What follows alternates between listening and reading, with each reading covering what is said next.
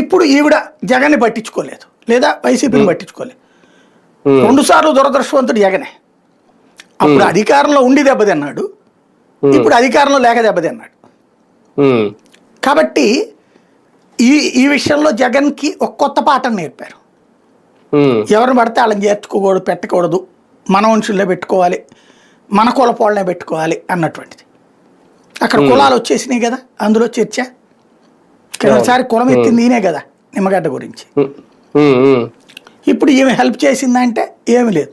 మామూలుగా మనం కేంద్ర ఎన్నికల లెక్కలైనా రాష్ట్ర ఎన్నికల లెక్కలైనా ఒక పోలీసు అధికారి దురుసుగా ప్రవర్తిస్తున్నాడు, తీసి పక్కన పెట్టేయండి అంటది ఎన్నికల సంఘం ముందు.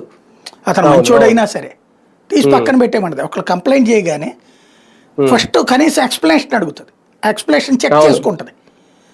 అది రైట్ అంటే ఓకే, లేకపోతే పక్కన పెట్టేస్తుంది, సస్పెండ్ చేస్తుంది. వాళ్ళకి అధికారం ఉంది. అలా ఏం చేయలేదంటే అర్థం ఏంటి? దాన్ని ఏమంటారు, చోద్యం చూసింది ఎన్నికల సంఘం. రెండవది, అసలు రూలే పాటించలేదు ఆవిడ. యాజ్ ఫర్ నామ్స్ ఏంటో తెలుసా ఇందులో? ఈమె ఇంకొక రాంగ్ స్టెప్ వేసింది. ఇలా ఎన్నికలు పెట్టబోతున్నానని ముందు రాష్ట్ర ప్రభుత్వానికి ఇంటిమేట్ చేయాలి. అప్పుడు రాష్ట్ర ప్రభుత్వం పెట్టండి అమ్మా అని చెప్పాలి. లేదు మాకు కొంచెం వేరే పర్పస్ పనులు ఉన్నాయి కాబట్టి కొన్ని రోజులు ఆగండి అంటే ఆగాల.